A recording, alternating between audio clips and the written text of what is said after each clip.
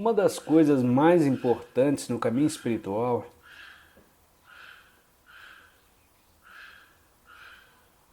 e diria que a coisa mais importante é encontrar dentro de você a dimensão espiritual.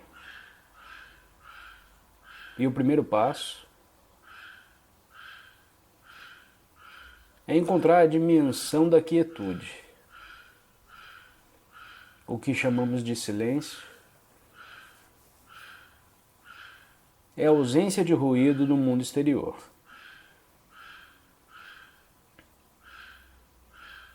Essa dimensão existe em cada ser humano.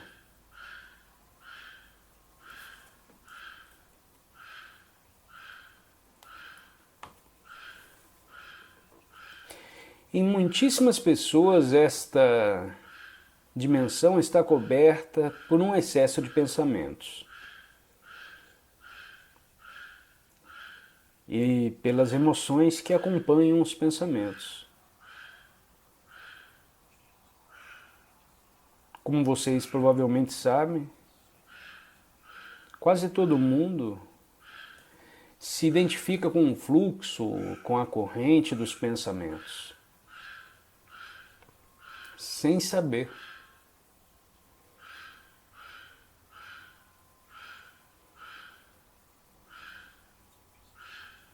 Uma coisa bem simples que você pode fazer para desidentificar-se dos pensamentos é ficar consciente da calma, da respiração,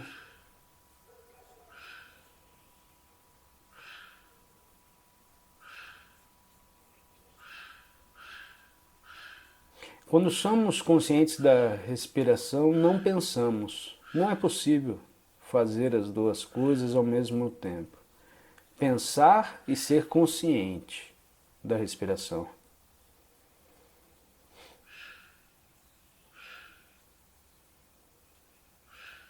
Então esse é um convite a não pensar por um momento.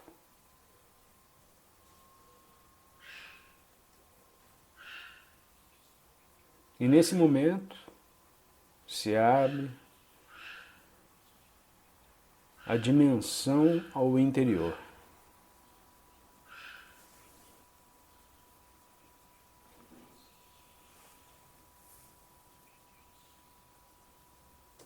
O silêncio é o idioma que Deus fala.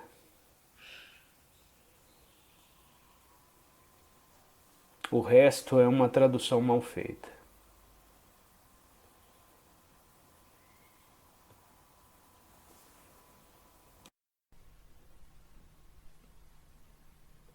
Um outro aspecto do sofrimento emocional é uma profunda sensação de falta, de incompletude, de não se sentir inteiro. Em algumas pessoas isso é consciente, em outras, não. Quando está consciente, a pessoa tem uma sensação inquietante de que não é respeitada ou boa o bastante. Na forma inconsciente, essa sensação se manifesta indiretamente como um anseio, uma necessidade ou uma carência intensa. Em ambos os casos, as pessoas podem acabar buscando compulsivamente uma forma de gratificar o ego e preencher o buraco que sentem por dentro.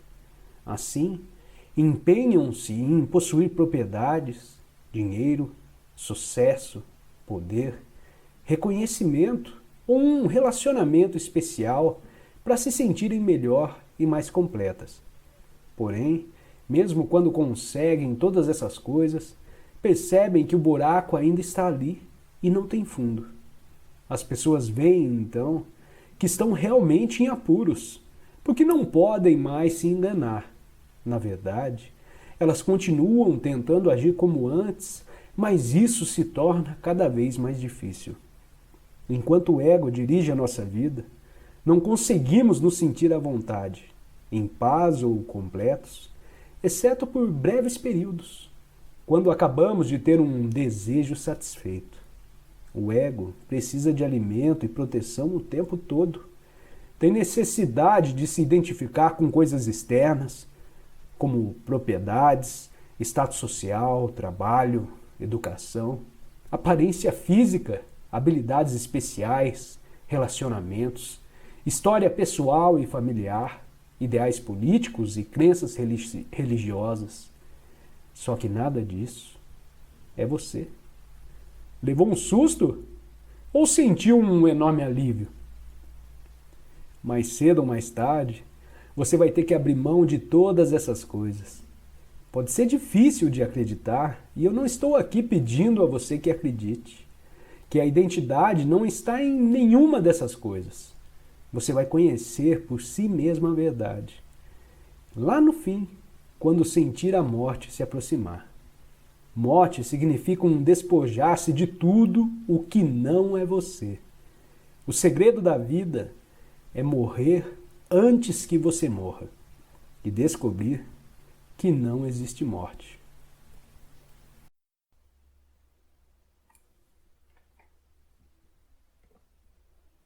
A mente, no sentido em que emprega o termo, não é apenas pensamento. Ela inclui nossas emoções, assim como todos os padrões de reações mentais e emocionais inconscientes. A emoção nasce no lugar onde a mente e o corpo se encontram. É a reação do corpo à nossa mente, ou podemos dizer um reflexo da mente no corpo. Por exemplo, um pensamento agressivo ou hostil vai acumulando, aos poucos, uma energia dentro do corpo. A raiva. O corpo está se preparando para lutar. Já a ideia de que nos encontramos sob uma ameaça física ou psicológica faz com que o corpo se contraia, o que é a manifestação física daquilo que chamamos medo. As pesquisas têm demonstrado que as emoções fortes causam até mesmo mudanças na bioquímica do corpo. Essas mudanças bioquímicas representam um aspecto físico ou material da emoção. Em geral, não temos consciência de todos os nossos padrões de pensamento. Só é possível trazê-los à consciência quando observamos nossas emoções. Quanto mais identificados estivermos com nosso pensamento, com as coisas que nos agradam ou não, com os nossos julgamentos e interpretações, ou seja, quanto menos presentes estivermos como consciência observadora, mais forte será a carga de energia emocional. Tenhamos ou não consciência disso. Se você não consegue sentir as emoções, se as mantém à distância, terminará por senti-las em um nível puramente físico, como um sintoma ou um problema físico. Muito se tem escrito a respeito disso nos últimos anos, portanto não precisamos nos aprofundar no assunto. É possível que um forte padrão emocional, inconsciente, venha a se manifestar como um acontecimento externo, algo que parece acontecer só com você. Por exemplo, tenho observado que as pessoas que guardam muita raiva dentro de si, mesmo sem ter consciência e sem falar sobre o assunto, são mais propensas a ser atacadas verbalmente, ou até mesmo fisicamente por outras pessoas cheias de raiva. Com frequência, sem qualquer motivo aparente. A razão é que elas desprendem uma raiva tão forte que acaba sendo captada de forma subconsciente por outras pessoas. E isso aciona a raiva latente que essas trazem dentro de si. Se você tem dificuldade em sentir suas emoções, comece concentrando a atenção na área de energia interior do seu corpo. Sinta o seu corpo lá no fundo. Essa prática colocará você em contato com as suas emoções. Se quisermos conhecer mesmo a nossa mente, o corpo sempre nos dará um reflexo confiável. Portanto, observe a sua emoção, ou melhor, sinta-a em seu corpo. Se houver um aparente conflito entre os dois, a verdade estará na emoção e não no pensamento. Não há verdade definitiva sobre quem você é, mas a verdade relativa ao estado da sua mente naquele momento. É bastante comum ocorrerem conflitos entre os pensamentos superficiais e os processos mentais inconscientes. Mesmo que você ainda não seja capaz de trazer a sua atividade mental inconsciente para um estado de consciência sob a forma de pensamento, ela estará sempre refletida no seu corpo como uma emoção. E isso você pode passar a perceber. Observar uma emoção por esse ângulo é basicamente o mesmo que ouvir ou observar um pensamento, como descrevi anteriormente.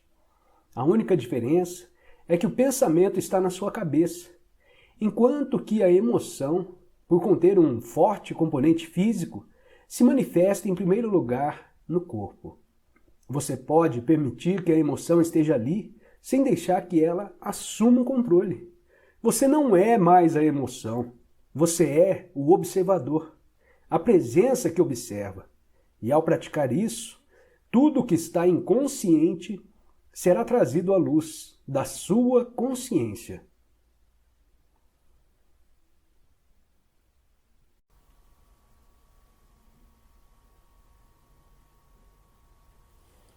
Um outro benefício dessa prática no campo físico é um grande fortalecimento do sistema imunológico. Quanto mais consciência tivermos do corpo, mais forte se torna o sistema imunológico. É como se cada célula despertasse e festejasse. O corpo adora a atenção que lhe damos. É também uma poderosa forma de se autoajudar. A maioria das doenças acontece quando não estamos presentes em nossos corpos. Se o dono não está em casa, todos os tipos suspeitos vão aparecer por lá. Quando você está presente, fica mais difícil que entrem tipos indesejáveis. Não é só o nosso sistema imunológico físico que se fortalece, o sistema imunológico psíquico também se eleva bastante. Esse último nos protege dos campos de forças mentais e emocionais negativas emanadas de outras pessoas, que são largamente contagiosas. Ocupar o corpo nos protege não porque nos coloca um escudo, mas sim porque eleva a frequência vibracional do nosso campo total de energia, de forma que qualquer coisa que vibre em baixa frequência, como o medo, a raiva, a depressão, passa a existir naquilo que é virtualmente, uma ordem diferente de realidade. Já não penetra no nosso campo de consciência, ou caso penetre, já não precisamos mais oferecer resistência, porque ele passa através de nós. Por favor, não aceite ou rejeite simplesmente o que estou explicando. Faça um teste. Existe uma técnica de meditação simples e poderosa que pode ser usada sempre que você sentir necessidade de reforçar o seu sistema imunológico. Funciona em especial quando usada assim que você sente os primeiros sintomas de uma doença, mas também pode surtir efeito com doenças que já se instalaram. Se você usá-la em intervalos frequentes e com uma concentração intensa, ela também vai neutralizar qualquer ruptura do seu campo de energia causada por alguma forma de negatividade. Entretanto, não se trata de um substituto da prática de estar no corpo. Do contrário, seu efeito será apenas passageiro. Quando você não tiver o que fazer por alguns minutos, inunde o seu corpo com a consciência. É um excelente exercício para fazer à noite antes de dormir. E assim que acordar de manhã, antes mesmo de se levantar, feche os olhos, deite-se de costas. Escolha partes diferentes do corpo para dirigir a sua atenção por alguns momentos, como mãos, pés, braços, pernas, abdômen, peito, cabeça e etc. Sinta o campo de energia dessas partes tão intensamente quanto puder. Detenha-se mais ou menos por 15 segundos em cada lugar. Deixe sua atenção percorrer o corpo como uma onda, dos pés à cabeça e da cabeça aos pés. Leva apenas cerca de 1 minuto. Depois disso, sinta seu corpo em sua totalidade como um campo de energia único. Mantenha esse sentimento por alguns segundos. Esteja intensamente presente em cada célula do seu corpo durante esse tempo. Não se preocupe se a mente ocasionalmente conseguir desviar a sua atenção para fora do corpo. E se você se perder em algum pensamento. Assim que você perceber que isso aconteceu, retome a sua atenção para o seu corpo interior.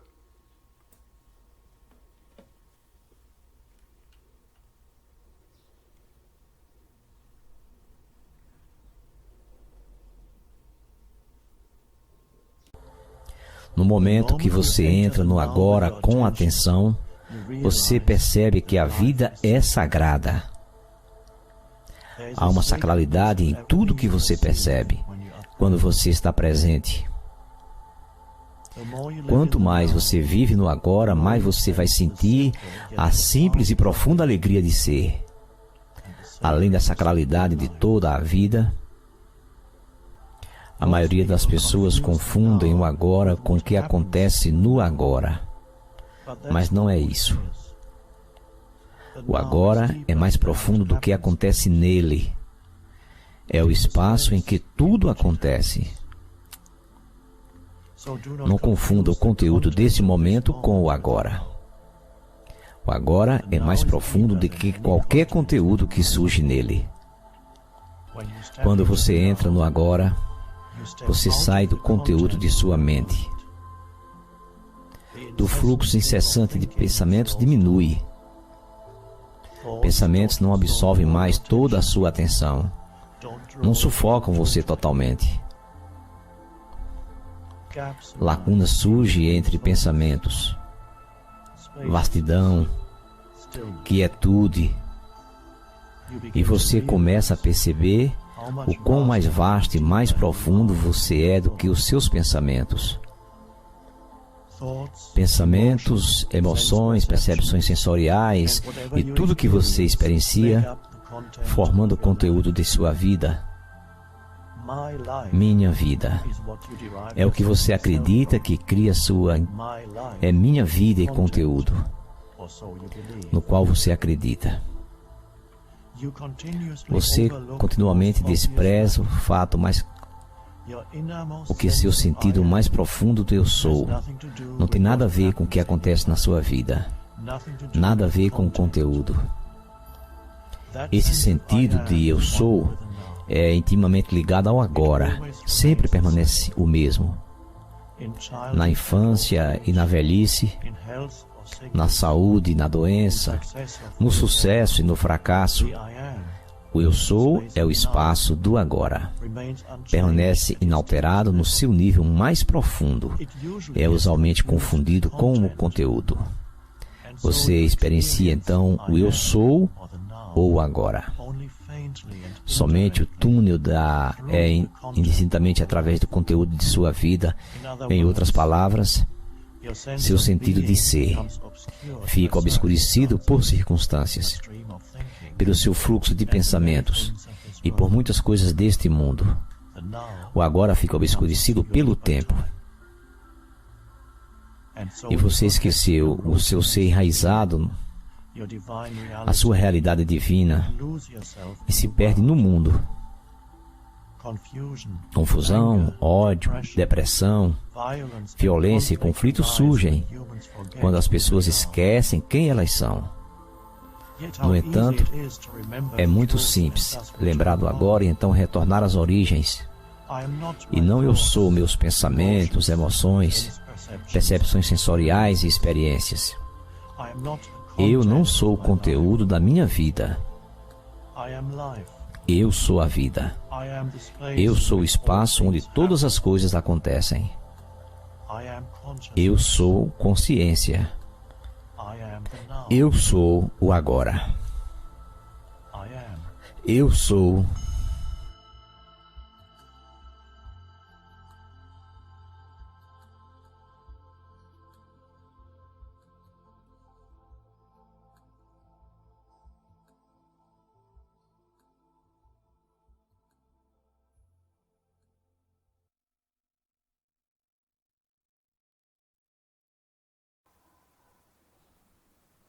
Para muitas pessoas, a entrega talvez tenha uma conotação negativa, como uma derrota, uma desistência, uma incapacidade de se reerguer das ciladas da vida, certa letargia e etc.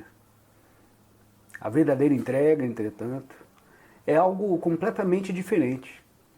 Não significa suportar passivamente uma situação qualquer que nos aconteça e não fazer nada a respeito, nem deixar de fazer planos ou de ter confiança para começar algo novo.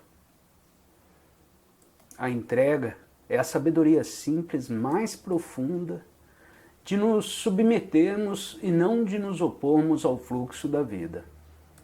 O único lugar onde podemos sentir o fluxo da vida é no agora. Isso significa que se entregar é aceitar o momento presente sem restrições e sem nenhuma reserva. É abandonar a resistência interior do que é. A resistência interior acontece quando dizemos não para aquilo que é, através de nosso julgamento mental ou de uma negatividade emocional.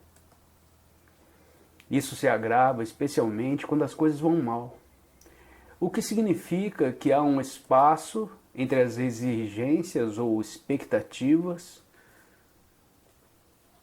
aquilo que é. Este é o espaço do sofrimento.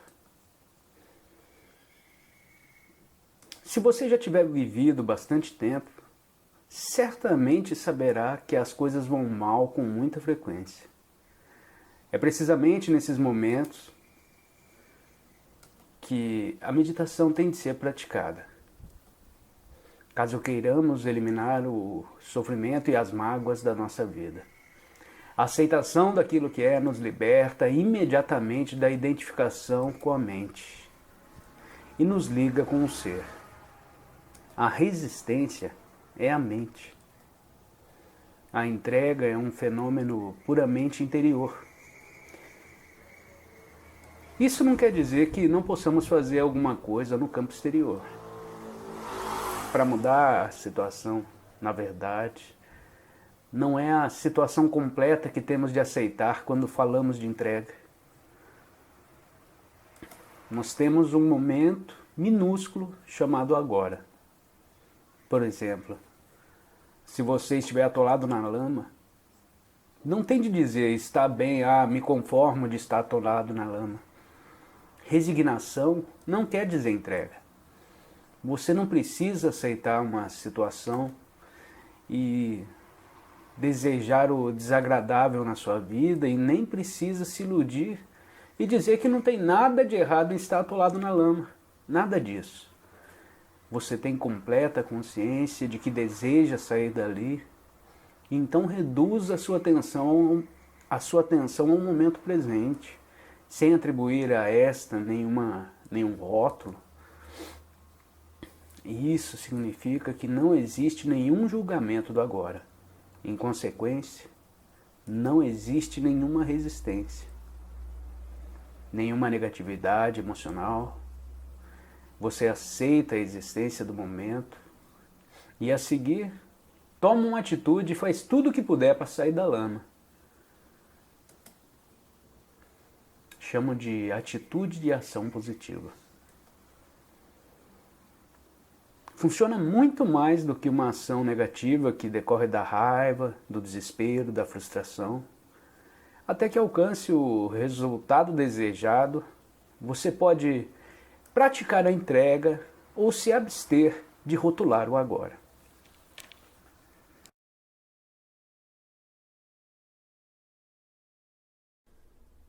Ninguém escolhe relacionamentos disfuncionais, conflituosos ou que causam dor.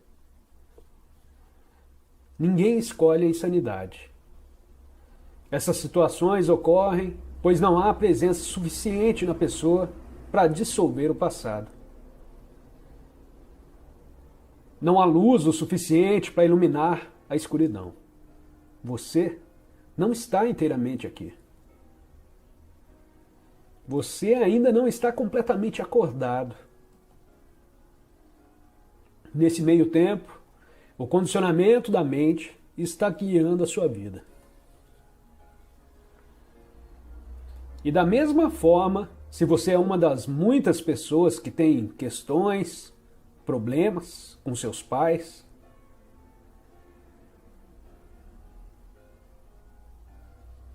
se você ainda tem ressentimentos sobre algo que eles fizeram ou não, então se você acredita que eles tiveram uma escolha, que eles poderiam ter agido de maneira diferente, Sempre parece que as pessoas têm uma escolha. Mas isso é uma ilusão. Enquanto sua mente, com seus condicionamentos, conduz a sua vida, você é a sua mente. Então, quais escolhas você tem? Nenhuma. Você sequer está lá. A mente se identifica com estados severamente disfuncionais. E é uma forma de insanidade. Quase todas as pessoas sofrem dessa doença em diversos níveis. No momento em que você percebe isso, não haverá mais ressentimentos. Como você pode ter ressentimentos em relação a alguém doente, inconsciente?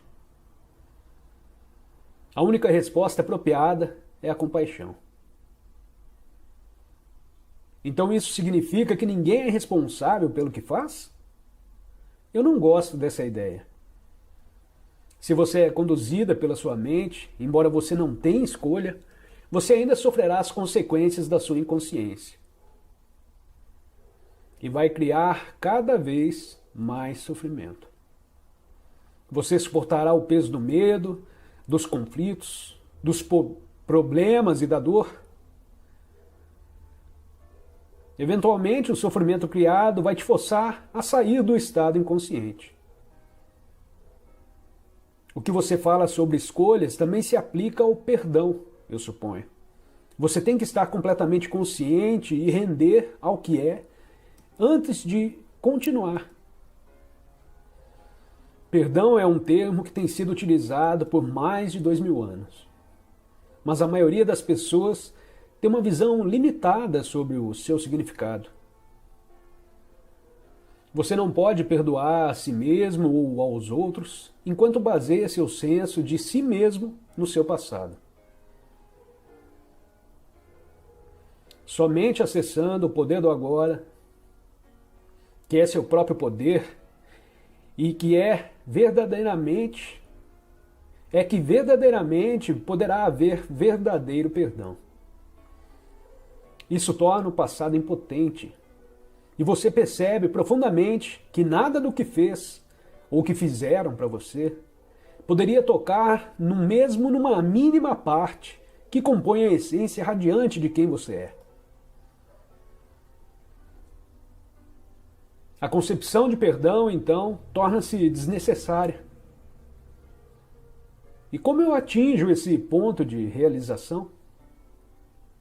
Quando você aceitar e se render àquilo que é e ficar completamente presente, o passado deixa de ter qualquer poder. Você não precisa mais dele. A presença é a chave. O agora é a chave. E como vou saber que eu aceitei ou me rendi? Quando você não mais precisar fazer perguntas sobre isso.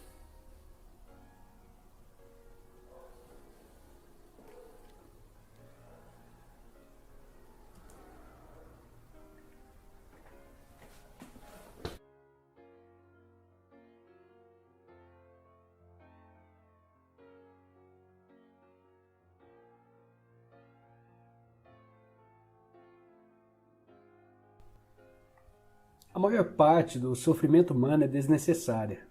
Ela se forma sozinha enquanto a mente superficial governa a nossa vida.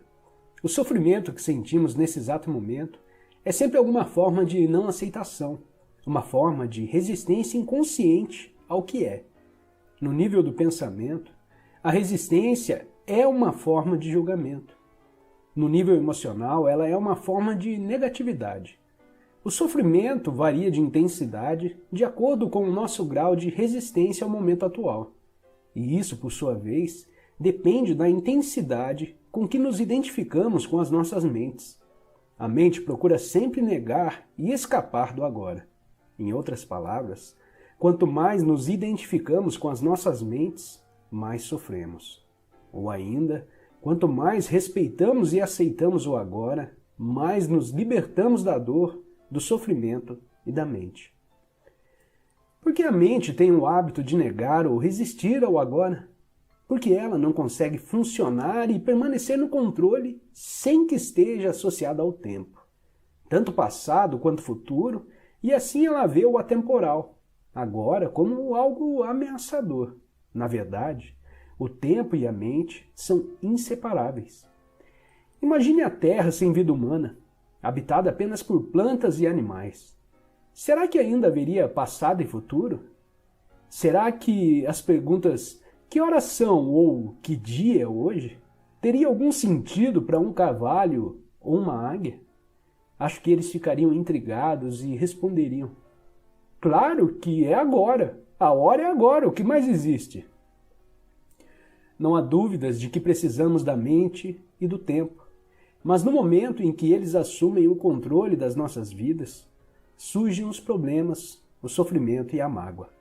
Para ter certeza de que permanece no controle, a mente trabalha o tempo todo para esconder o momento presente com o passado e o futuro. Assim, a vitalidade e o infinito potencial criativo do ser, que é inseparável do agora, ficam encobertos pelo tempo e a nossa verdadeira natureza é obscurecida pela mente. Todos nós sofremos ao ignorar ou negar cada momento precioso ou reduzi-lo a um meio para alcançar algo no futuro. Algo que só existe em nossas mentes e nunca na realidade. O tempo acumulado na mente humana encerra uma grande quantidade de sofrimento cuja origem está no passado. Se não quer gerar mais sofrimento para você e para os outros, não crie mais tempo, ou pelo menos não mais do que necessário para lidar com os aspectos práticos da sua vida. E como deixar de criar tempo? Tendo uma profunda consciência de que o momento presente é tudo que você tem. Faça do agora o foco principal da sua vida. Se antes você se fixava no tempo e fazia as rápidas visitas ao agora, inverta essa lógica, fixando-se no agora e fazendo visitas rápidas ao passado e ao futuro, quando precisar lidar com os aspectos práticos da sua vida. Diga sempre sim ao momento atual. O que poderia ser mais insensato do que criar uma resistência interior a alguma coisa que já é? O que poderia ser mais insensato do que se opor à própria vida, que é agora e sempre agora? Renda-se ao que é. Diga sim para a vida e veja como, de repente, a vida começa a trabalhar mais a seu favor, em vez de contra você. Uma presença intensa se faz necessária quando certas situações provocam uma reação de grande carga emocional, como, por exemplo, no momento em que acontece uma ameaça à nossa autoimagem, um desafio na vida que nos cause medo, quando as coisas vão mal ou quando um complexo emocional do passado vem à tona. Nessas situações, tendemos a nos tornar inconscientes. A reação ou a emoção nos domina e passamos a ser ela. Passamos a agir como ela. Arranjamos uma justificativa, erramos, agredimos, defendemos. Só que não somos nós, e sim uma reação padronizada. A mente em seu estado habitual de sobrevivência. Identificar-se com a mente dá a ela mais energia. Enquanto observar a mente, retira sua energia. Identificar-se com a mente gera mais tempo. Enquanto observar a mente, revela a dimensão do tempo infinito. A energia retirada da mente se transforma em presença. No momento em que conseguimos sentir o que significa estar presente, fica muito mais fácil escolher simplesmente escapar da dimensão do tempo e entrar mais profundamente no agora. Isso não prejudica a nossa capacidade de usar o tempo, passado ou futuro, quando precisamos nos referir a ele em termos práticos. Nem prejudica a nossa capacidade de usar a mente. Na verdade, estar presente aumenta a capacidade. Quando você usar a mente de verdade, ela estará mais alerta, mais focalizada. O passado perpetua pela falta de presença. O que dá forma ao futuro é a qualidade da nossa percepção no momento presente. E o futuro, é claro, só pode ser vivenciado no presente. Se é a qualidade da nossa percepção neste momento que determina o futuro, então o que é que determina a qualidade de nossa consciência? O nosso grau de presença. Portanto, o único lugar onde pode ocorrer uma mudança verdadeira e onde o passado pode se dissolver é no agora. O desconforto, a ansiedade, a tensão, o estresse, a preocupação, todas essas formas de medo são causadas por excesso de futuro e pouca presença. A culpa, o arrependimento, o ressentimento, a injustiça, a tristeza, a amargura e todas as formas de incapacidade de perdão são causadas por excesso de passado e pouca presença. Não há salvação dentro do tempo. Você não pode se libertar no futuro e a presença é a chave para a liberdade. Portanto, você só pode ser livre agora. Você não pode estar infeliz e completamente presente no agora ao mesmo tempo. Caso apareça uma situação com a qual você precise lidar agora, a sua ação vai ser clara e objetiva. Se conseguir perceber o momento presente, tem muito mais chances de dar certo. Não será uma reação vinda do condicionamento da sua mente no passado, mas sim uma resposta intuitiva à situação. Em situações em que a mente teria reagido, você vai achar mais eficaz não fazer nada. Fique só centrado no agora.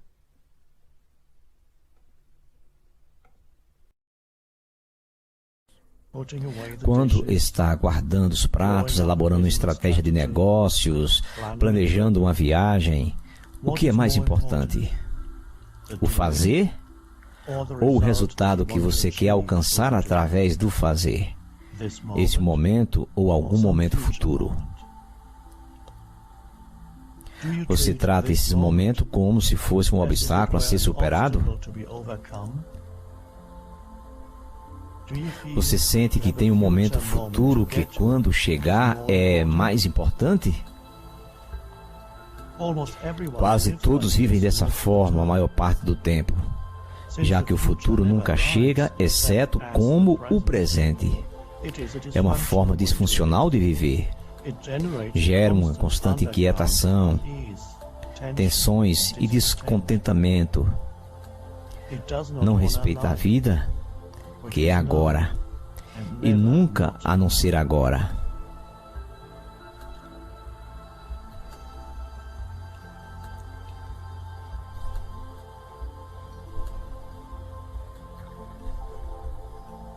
Sinta a vivacidade dentro do seu corpo. Isso firma você no agora.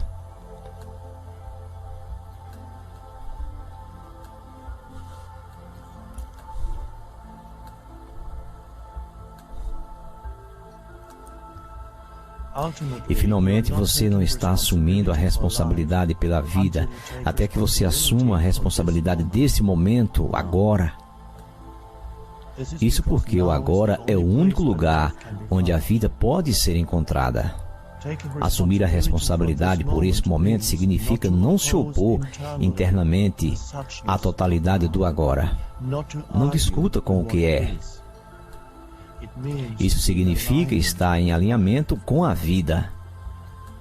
O agora é o que é porque ele não pode ser de outro modo. É o que os budistas sempre souberam. Físicos, agora não existem coisas isoladas ou eventos.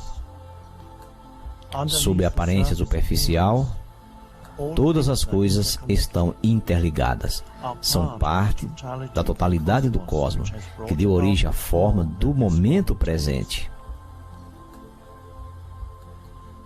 Quando você diz sim para o que é, você se torna alinhado com o poder da inteligência da vida.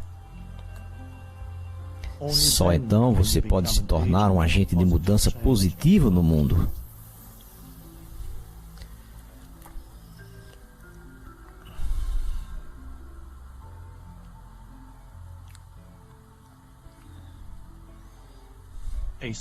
Uma prática simples, mas profundamente espiritual, é aceitar o que parece no agora, dentro e fora de você.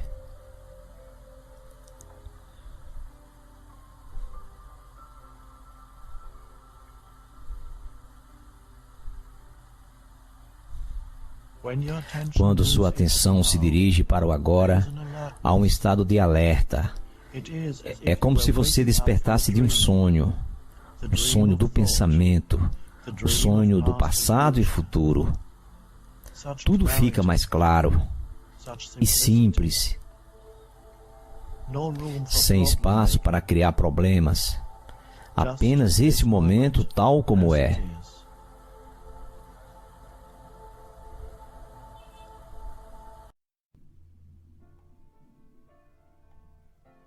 Se você não consegue ficar à vontade consigo mesmo, vai procurar um relacionamento para encobrir o seu desconforto.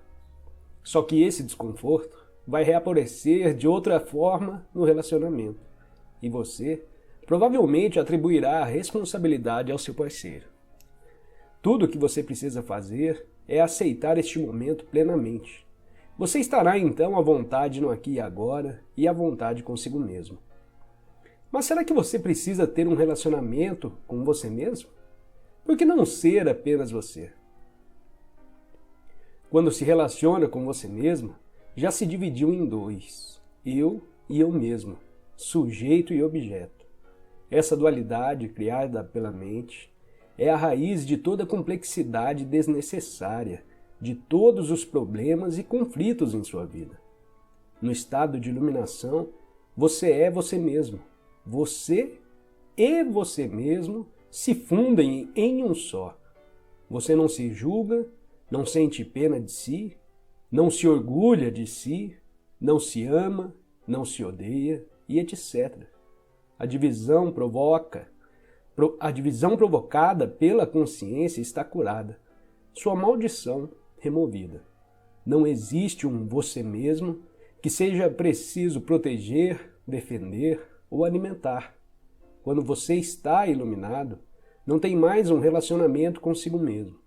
Uma vez que tenha aberto mão disso, todos os seus outros relacionamentos serão de amor.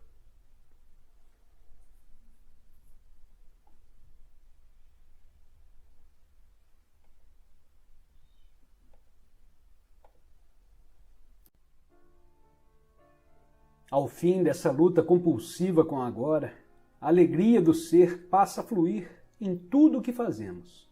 No momento em que a nossa atenção se volta para o agora, percebemos uma presença, uma serenidade, uma paz. Não dependemos mais do futuro para obtermos plenitude e satisfação e não o olhamos mais como salvação. Quando cada célula do nosso corpo está tão presente que vibra com a vida, e quando conseguimos sentir essa vida a cada momento como alegria do ser, podemos dizer que estamos livres do tempo. Perder o agora é perder o ser. Saber que você não está presente já é um grande sucesso. O simples saber já é presença. Mesmo que no início dure só alguns segundos no tempo do relógio, antes de desaparecer outra vez. Depois, com uma frequência cada vez maior, você escolhe dirigir o foco da consciência para o momento presente. Você se torna capaz de ficar presente por períodos mais longos. Portanto, antes que sejamos capazes de nos estabelecer com firmeza no estado de presença, oscilamos periodicamente de um lado para o outro, entre a consciência e a inconsciência, entre o estado de presença e o estado de identificação com a mente. Perdemos o agora várias vezes, mas retornamos a ele. Por fim, a presença se torna o estado predominante. A maioria das pessoas nunca vivencia a presença. Ela acontece apenas de modo breve e acidental, em raras ocasiões, sem ser reconhecida pelo que é. Muitos seres humanos não se alternam entre consciência e inconsciência, mas somente em diferentes níveis de inconsciência. Chamo de inconsciência comum essa identificação com os nossos processos de pensamentos, emoções, nossas reações, desejos e aversões. É o estado normal da maioria das pessoas, Nesse estado, somos governados pela mente e não temos consciência do ser. Não se trata de um estado de sofrimento agudo ou de infelicidade, mas de um nível baixo e contínuo de desconforto, descontentamento, enfado ou nervosismo, como uma espécie de estática ao fundo. Talvez você não perceba muito bem essa situação porque ela já faz parte da nossa vida normal. Da mesma forma que você não percebe o barulho contínuo ao fundo, como o zumbido do ar-condicionado, até ele parar.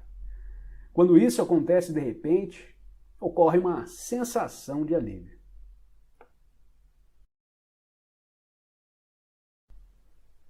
Pessoas que querem te manipular estão isoladas do ser e tentam inconscientemente sugar sua força e energia. Somente alguém inconsciente vai tentar usar ou manipular os outros, mas também é verdade que apenas as pessoas inconscientes podem ser usadas e manipuladas. Se você reage ou se opõe ao comportamento inconsciente dos outros, também fique inconsciente. Porém, a entrega não significa uma permissão para que pessoas inconscientes usem você. De jeito nenhum. É possível dizer não de modo firme e claro para alguém e ao mesmo tempo permanecer em um estado de não resistência interior. Ao dizer não a uma pessoa ou situação, você não deve reagir, mas sim agir de acordo com um insight, uma firme convicção do que é certo ou errado para você naquele momento. Permita que isso seja um não sem reação, um não de alta qualidade, um não livre de toda a negatividade e, desse modo, não gere mais sofrimento. Olha só o que o nosso amigo está falando aqui, né? Quando você se deixa ser manipulado por alguém inconsciente, significa que você está inconsciente, né? Quantas vezes a gente não cai numa condição dessa, às vezes por querer agradar a pessoa, não querer deixar a pessoa chateada ou o que for. E só esse ato, né, da gente pensar nessa condição, a gente já está se tornando inconsciente, porque estamos querendo defender um ego, essa identidade que a gente se coloca ali, a pessoa sempre disponível, né? É bom a gente estar consciente e poder dizer não quando é não, e sim quando é sim. E nesses momentos do não ficar com aquela remoendo a história, né? Normalmente a gente, quando você tá meio ali com um pé na inconsciência, um pé na consciência, a gente fica remoendo, né? Eu falei não para fulano, agora ela vai pensar isso de mim. Pronto, você já está se tornando inconsciente de novo. A consciência nos dá essa liberdade de poder dizer sim ou não no momento que for necessário. E quando a gente decide tomar aquela ação, se sabe que é o melhor caminho, não tem outra opção. É aquilo e mais nada, né? É o que pode ser feito no momento. Então, que todos nós possamos ter essa clareza de consciência e dia a dia poder escolher os nossos caminhos aí com a mente consciente, com a consciência livre, leve. E somente assim a gente vai conseguir aumentar essa conexão. Um grande abraço a todos, até mais, tchau, tchau. Além do sono sem sonhos, de que já tratei, existe mais um portal involuntário. Ele se abre por breves momentos na hora de nossa morte física. Mesmo que tenhamos perdido todas as outras oportunidades de alcançar a realização espiritual durante a vida, um último portal vai se abrir para nós imediatamente após o nosso corpo ter morrido. Existem inúmeros relatos de pessoas que descreveram esse portal como uma luz radiante, depois de regressarem do que é comumente conhecido como experiência de quase morte. Muitas pessoas falam também de uma sensação de serenidade abençoada e de uma paz profunda. No livro tibetano dos mortos, ela é descrita como o esplendor luminoso da luz branca do vazio, que seria o nosso verdadeiro eu. Esse portal abre-se por breves segundos e, a menos que você tenha encontrado a dimensão do não manifesto durante a vida, provavelmente o deixará escapar. Muitas pessoas carregam uma grande resistência residual, muito medo e um forte apego à experiência sensorial. uma enorme identificação com o mundo manifesto. Então, quando veem o portal, afastam-se com medo e depois perdem a consciência. Muito do que acontece depois disso é involuntário e automático. Posteriormente, poderá haver um outro ciclo de nascimento e morte. A presença delas não foi ainda forte o bastante para uma imortalidade consciente. Como em todos os outros portais, a nossa natureza radiante e verdadeira permanece, mas não a personalidade. Em qualquer caso, aquilo que for verdadeiro ou de real valor em nossa personalidade é que vai se revelar através dela, como a nossa verdadeira natureza. Isso nunca se perde. Nada que seja de valor, nada que seja real, jamais será perdido. A aproximação da morte e a morte em si, a dissolução da forma física, é sempre uma grande oportunidade para uma realização espiritual. Essa oportunidade é tragicamente perdida na maioria das vezes, visto que vivemos em uma cultura que é quase totalmente ignorante com relação à morte, assim como ignora quase totalmente qualquer coisa que realmente importe. Todo portal é um portal da morte do falso eu. Quando o atravessamos, deixamos de extrair a nossa identidade da nossa forma psicológica, construída pela mente. Percebemos então que a morte é uma ilusão, do mesmo modo que a nossa identificação com a forma era uma ilusão. O fim da ilusão é isso que a morte significa. Ela só é dolorosa enquanto permanecemos presos à ilusão. Alguns meses atrás, após conhecer Eckhart Tolle e estudar seus livros, eu acordei. E subitamente eu percebi,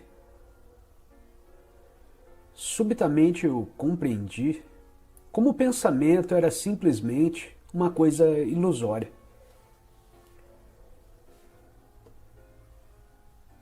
E quanto o pensamento é responsável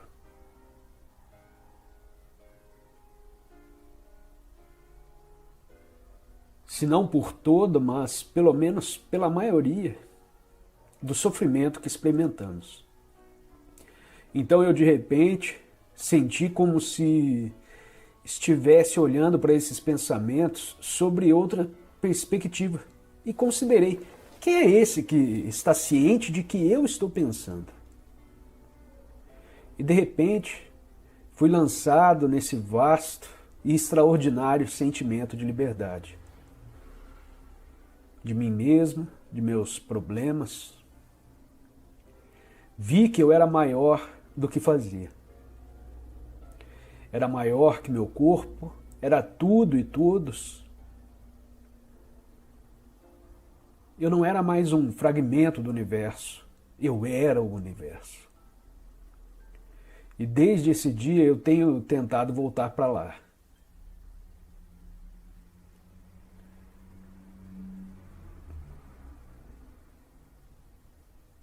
Ele vem e vai.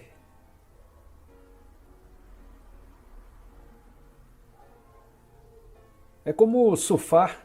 Às vezes a onda vem, às vezes vai. Mas pelo menos eu sei que quero ir. E quero levar mais pessoas comigo que possa. Porque a sensação é maravilhosa.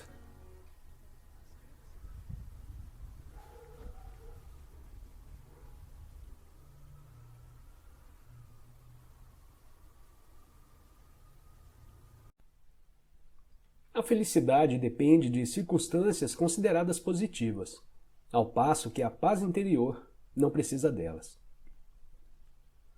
Você pode afirmar com certeza o que é positivo e o que é negativo?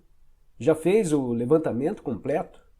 Muitas pessoas devem ter aprendido bastante com as suas próprias limitações, seus fracassos, suas perdas, suas doenças e sofrimentos. Tudo isso ensinou-as a se desfazer das imagens falsas que tinham de si mesmas, dos desejos e objetivos superficiais ditados pelo ego que lhes deu profundidade, humildade e compaixão. Fez delas pessoas mais reais. Sempre que acontece alguma coisa negativa, há sempre uma lição embutida, embora nem sempre se perceba isso na hora. Uma doença ou um acidente pode mostrar o que há de real ou irreal em uma situação, aquilo que é importante e o que não é. De uma perspectiva mais elevada, as circunstâncias são sempre positivas. Para ser mais preciso, elas não são positivas nem negativas, são do jeito que são. E quando aceitamos as coisas como são, o bem ou o mal deixam de existir em nossas vidas. Só o que existe é um bem supremo que inclui o mal. Mas pela perspectiva da mente, existe o bem e o mal, o igual e o diferente, o amor e o ódio.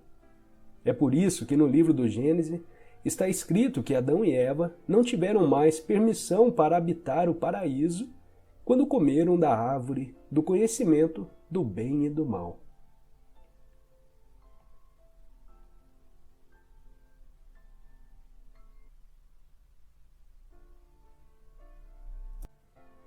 O ego é esperto, portanto, você tem de estar alerta, presente e ser 100% honesto consigo mesmo, para verificar se abandonou realmente sua identificação com uma posição mental e se libertou. Assim da sua mente. Se você se sentir leve, livre e profundamente em paz, é sinal de que você se entregou completamente. Observe então o que acontece à posição mental da outra pessoa, já que você não mais a energiza ao oferecer resistência. Quando abrimos mão da identificação com as nossas posições mentais, começa a verdadeira comunicação. Olha, eu acho que ele falou uma coisa aqui que é chave. A gente, nessa vida de ego, de luta, de batalha, a gente está sempre contraído, rígido, tenso. Às vezes, sinceramente, em mim chegava e chega às vezes, alguns momentos manifestar até tiques, né? Sabe, a pálpebra ficar vibrando assim, sabe, tiques, essas coisas. E quando você vê aqueles momentos, que nem foi dito aqui, de paz, né? Você se sente livre, leve, sabe, dá aquela sensação que tipo você era um burro de carga, que estava carregando ali 1 tonelada nas costas, e de repente veio o seu dono e tirou tudo aquilo de cima de você. Você se sente leve, leve. E eu acho que essa é a melhor forma de você perceber que você está em conexão, ao menos de início, assim, né? Depois você vai percebendo outras formas de estar em conexão. Mas a chave é essa, se sentir livre, leve e em paz. Se você tiver capacidade de perceber isso aí, é sinal, foi dito, é sinal que você se entregou completamente, exatamente assim. Quando abrimos mão da identificação com as nossas posições mentais, começa a verdadeira comunicação. Pois é, que possamos estar nessa conexão o máximo possível. Mas a chave é exatamente essa, sabe? Não tem outro caminho. Tem aqueles momentos que você está em paz, em tranquilidade, e você percebe que realmente você está em conexão. Imagina se numa discussão, em uma condição de debate, de conflitos de ideias, você ser capaz de tomar uma reação e ficar em paz, sem se prender no futuro, com vir a ser, vou tomar essa decisão porque ele vai fazer aquilo. Não. Sem jogo de xadrez na vida. Simplesmente você tomar uma decisão que te deixa em paz, te deixa livre, leve. É exatamente essa a decisão da conexão, né? Que possamos estar alertas e presentes. E o mais difícil de tudo, ser honesto consigo mesmo. Eu queria falar aqui também a respeito daquele poema do Fernando Pessoa. A gente está fazendo algumas leituras do Fernando Pessoa e tem aquele poema dele, Poema em Linha Reta. Eu acho que ainda não está no canal, mas logo sobe. Quem é capaz de, numa condição dessa, começar a reconhecer seus defeitos, né, suas fraquezas, falar assim, olha, eu sou ganancioso, eu sou egoísta, eu sou isso, eu sou aquilo, eu sou aquele outro, e perceber realmente esses defeitos. Eu acho que o caminho da entrega, dessa libertação, a gente só consegue quando a gente começa a perceber que possui esses defeitos em si, né, que a gente está a todo momento se deixando cair aos infernos, aos reinos negativos constantemente, e de repente você começa a perceber que você tem o poder de se libertar de tudo isso, né? Tá tudo na sua mão. O poder da liberdade está na sua mão. Na realidade, é como aquele desenho que tem uma pessoa segurando uma grade bem perto do rosto, mas ela não percebe que é só uma grade, é ela que está segurando. Se ela soltar, essa grade cai no chão. Mas o caminho para isso não é fácil. Quer dizer, é simples, mas não é fácil. Né? Que possamos todo dia, mais e mais, ser honesto consigo mesmo, perceber a cada momento as suas reações negativas, que prendem negatividade dentro de você, e que possamos a cada dia mais encontrar esse caminho da paz, da liberdade, de ser leve e livre. Valeu, um grande abraço a todos, até mais, tchau, tchau.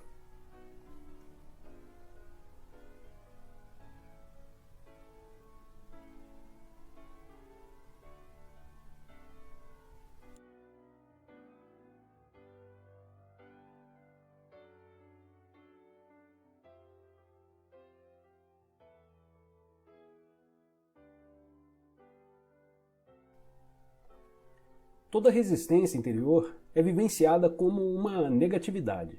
Toda negatividade é uma resistência. Nesse contexto, as duas palavras são quase sinônimas. A negatividade vai de uma irritação ou impaciência a uma raiva furiosa, de um humor deprimido ou um ressentimento a um desespero suicida. Às vezes, a resistência faz disparar o sofrimento emocional, caso em que mesmo uma situação banal pode produzir uma negatividade intensa, como a raiva, a depressão ou um profundo pesar. O ego acredita que através da negatividade pode manipular a realidade e conseguir o que deseja. Acredita que através dela pode atrair uma circunstância desejável ou dissolver uma indesejável.